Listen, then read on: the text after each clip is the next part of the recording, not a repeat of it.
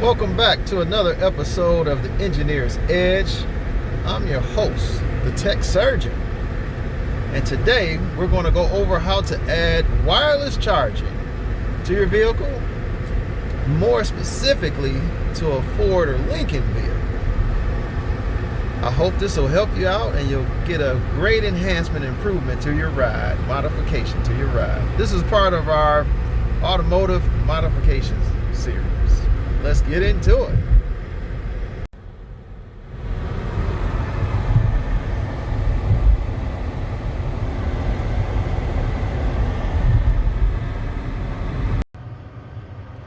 All right, I want to show you guys what I did to put these two wireless chargers in the car.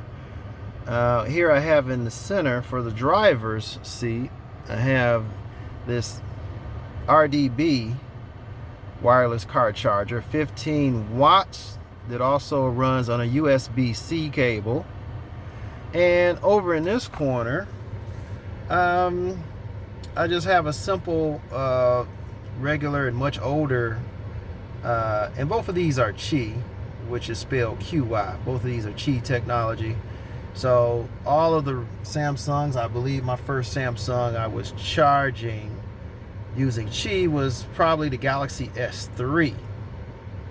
Okay, so anything later than that, I'm not really sure about iPhones, but I would believe most iPhones would have the ability as well, but I'm not for certain. But this is the pocket that I put in there for the passenger side, and I will put in names and links of these products in the description so that you can you know where I got them at. And they were not expensive at all. This one here in the center, if I remember, was $35 or less. But I did have to buy some other peripherals to go with it to make it work. So let's get into it. All right, so first of all, you got to start out finding your power source, which is going to be 5 volts. 5 volts is typically what USB cables are running on. So and typically that is the output of the USB adapter that you would plug into your cigarette lighter. So your cigarette lighter in most cars is 12 volts, but if you go ahead and plug your adapter in there, it's going to output 5 volts to the USB port. All right, so probably like many modern cars, cigarette lighters are not so easy to find anymore. For example, in this dashboard, I wanted to set these particular chargers here. I would have probably thought there would have been one in this compartment. There is not. Okay, in here I do find a cigarette lighter in here. Okay, but look at the way this thing is closed in, closed off, encapsulated, whatever you want to call it. You're not doing it's not, for trying to hide wires, this is not going to be a great place to try and select for that. So this kind of puts this hole off, no power in there. This one, it's pretty closed off as well, which led me into the armrest. Oh, and I should have mentioned, this is a recent model MKS, Mike Kilo Sierra, Lincoln MKS, and also which is also on the same base as the Ford Taurus. So this would be a really good video if you happen to have a Lincoln MKS or a Ford Taurus, or even a similar model car, which would be like the Ford Fusion or the Lincoln MKZ, and there's even some interior similarities to the Ford Explorer. And I'm sure there are others, Lincolns and Fords as well. Those are the ones that immediately come to mind. But so I chose here the armrest to get my power, and it had a cigarette lighter. It also had a couple of USB ports built right in the armrest here. And the very first thing that I did was I figured out that I was going to need multiple ports, because I also like to charge my Bluetooth earpiece in here. So I just, whenever I take it out my ear, I just stick it right here on the end of the cable, and it just charges whenever I turn the car on. And you know, I use it when I have to. Otherwise, it's in there charging whenever the car is on. So I knew I needed outputs to these chargers, as well as one for my earpiece. And I also keep a spare cable in here if I ever want to direct cable my phone, which is a USB-C. I took it out for the purposes of the video, but here's the starting point right here. These USBs that are built in. But I did find that when I plug the phone directly to these ports, or even in a chain like this, my phone would try to take over the infotainment system. It would, the infotainment system would recognize the phone and then start giving me options to play audio to store it on my phone, which is not at all what I wanted to do, because I'm sure like most of you, I'm usually using Bluetooth. I'm usually playing my music over Bluetooth to the infotainment system, right? To sync to the infotainment system. So the very first thing that I did, or let me just put it to you this way. If I show you this plug, look what I did to the plug here, all right?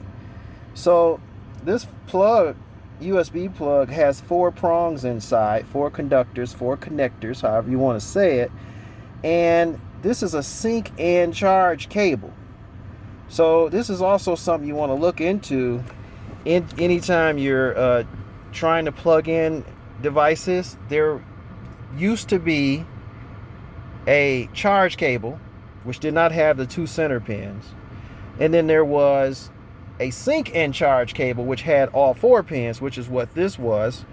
So in order to defeat the sync part of it, I got this little piece of electrical tape here and just went ahead and covered up the sync pins, which left me with charge pins only. Okay, so you'll want to do that. This is also very good for hotels or airports or other places where you're using someone else's USB to charge your phone. You're actually giving them access, or at least your phone will ask you if you want to give access to the port you just plugged into. So go ahead and cover up the center 2 pins and turn your sync and charge into a charge only cable, and that whole situation is done. Don't have to worry about it anymore. All right, and because I knew I wanted extra ports, I went ahead with a USB hub. So this is the USB hub I used by Inland, and that's from Amazon. You can get all of this stuff today that I'm just going to show you today on Amazon. All right, and so we just tape that up, plug it into the port. Almost have it backwards. No. All right. I never take that thing out. It's probably the 3rd time I've taken that out. All right, you plug that up, make sure it works. So I happen to have wanted more light in this compartment also. At night it has a built-in lights in this compartment, but they're mood lighting, you know, just little slick mood lighting. I usually have mine set to blue. And so I went ahead and added a USB light as well to give me even more blue light in this compartment at night. Okay, I also made sure that I was going to have my USB hub with its built-in blue light facing in to give me even more light in the compartment. All right, let me see how many ports this thing is. It's been a while. 1, 2, 3, 4. This is a 4-port USB hub. All right, 4 outputs. Okay, I will put a direct link to this item in the description of the video. All right, so there's your start. You got your hub in, you got it on charge only, got the sync defeated, and I've added my extra light. Then what I have in here is my extra cable to charge my Bluetooth earpiece, and that's good and nice and out of the way when I'm not needing it, you know. And then I have my cable coming out that heads up towards the dashboard right here. But what I need to tell you is I actually had to take out the two screws loose in the back of this USB hub, and to open it up, because I wanted it mounted like this, so I wanted to screw through this into the frame of the box in order to hard mount this thing, where it's hard mounted, kind of permanent installation, never moves. I didn't want it scrambling all around in this box at random. So I had to take those two screws out, and then I took my drill and small screws and screwed the base plate, the back plastic half of the shell, the base plate. I screwed that into the housing of the box here. And then, well, I couldn't put this two screws back that I took out at first, right, to open it up. So what I had left was the circuit board from the middle, all of the guts of the USB hub, and then I had the front part of this plastic frame. Well, I couldn't screw it back together any longer. I couldn't get to the screw holes. So I just went and took literally, what do you call it, Gorilla Glue. Kind of like, what's the other glue name? Super glue. I took Gorilla Glue and just kind of stuck this back together and put a bead of glue on the top, and I held it in place for a while. Then I kind of left it alone for a while, and then I kind of tested it, and I think it still wasn't quite as strong as I wanted, so I took a second bead of glue, and then when that dried, it was a done deal. That sucker doesn't move at all anymore, which is exactly what I wanted. Kind of a permanent installation type deal. All right, now I'm going to have to get around to the other side of the car to show you from here. All right, so here we are on the passenger side of the vehicle, and let's move forward here. So I want to move the seat back to give you a better view of what was done. There you go. So you can see where the USB cable comes out of the box there and goes down below. I then tucked it between the leather and the carpet here. I don't remember using any tools. I believe I just did that with my fingers. And then at some point beside that seat, to get up to into this area, the wire is no longer in between here. At some point beside that seat, it transitioned down, because now it should be below, in the lower groove below here is where it is. And I know that specifically because I had to get two outputs for two different devices up here. I only have one cable coming out. So I specifically bought my cables in certain lengths and all, and knew I was going to be adding another USB hub. So I should find that. It's been a while, but I should find that right here. Okay.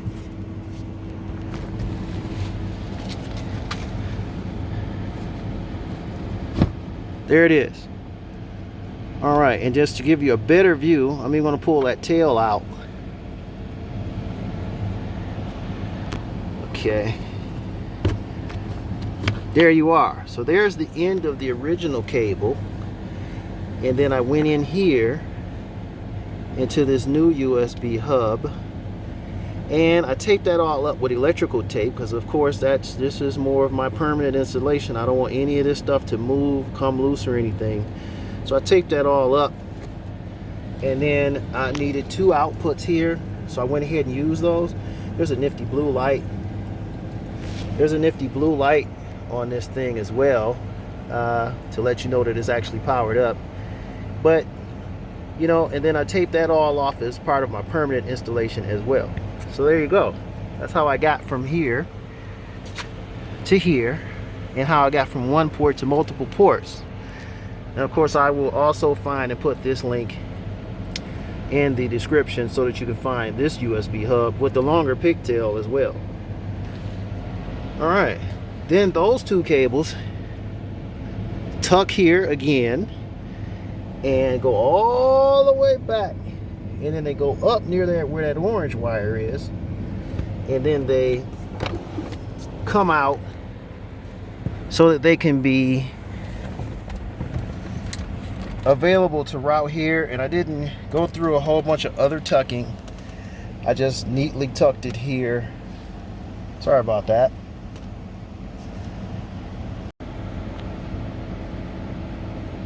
So I got that second USB cable. Had to take off this trim piece and route it behind this trim piece. There was some clips and maybe some screws, so I had to route it between clips and screws back here, or where this would clip back in, until I got over in this area. Then I was able to pop this plastic panel loose and route the cable behind that very neatly. I was very careful with what I did there, and also with what the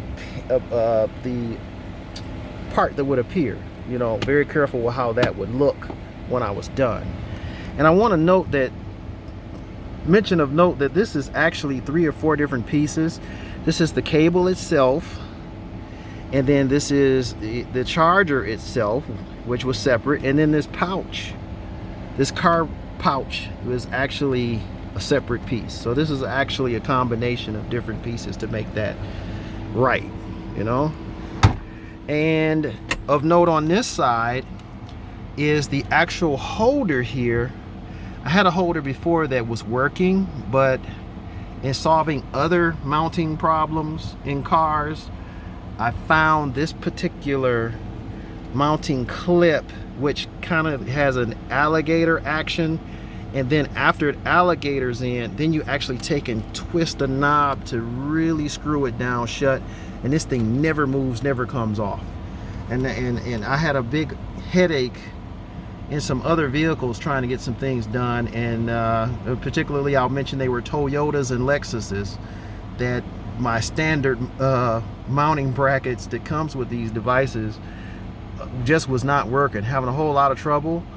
And this one works in any car ever since. I try to keep extras of these on hand, so when something comes up, I can do it the same day and just don't even have to, you know, worry about it like that. And when I say to come up like that, I'm talking about family.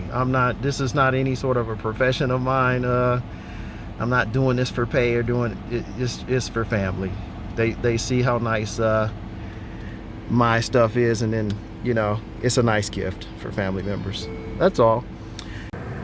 Okay, so I just wanted to give you a nighttime view, as it's easier to see the indicator lights lighting up when the charging is active. So here is the armrest compartment.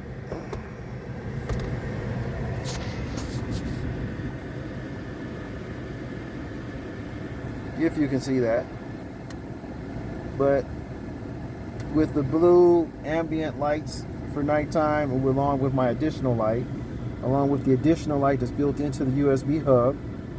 Okay, and here's what it looks like with active charge. Put that in the RDB, it automatically closes, and you see the icon to show that it is charging. Please disregard the neighbor that's walking by becoming part of the video. That was funny.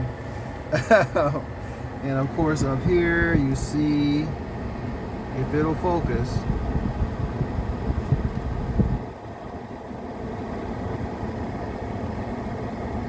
I can't get it to focus, but it is charging. You did see the charging. All right, I'm going to touch either side button. Okay. Again, that thing closes on its own and displays the charging icon. All right. Now let's try the other one. I'm going to try to do this from sitting on the wrong side of the car, but let's give it a shot. And there you go. Charging icon and the green light is active. And take it out. All right. Once again, let's see if we can get a better shot. There you go. And that's it. Easy to do. You can do this. Anyone can do this. Sorry for the darkness. It is what it is. But easy to do, and you could do this. And it's not extremely expensive either. The products will be in the links below, just to give you a handout with that. You can do this. You can hide all the wires, and Not very expensive. On these parts here, I really didn't even use a tool. I only used a tool and put it in the USB hub. All right, that's it. That's the Engineer's Edge. I am the Tech Surgeon. Thanks for watching.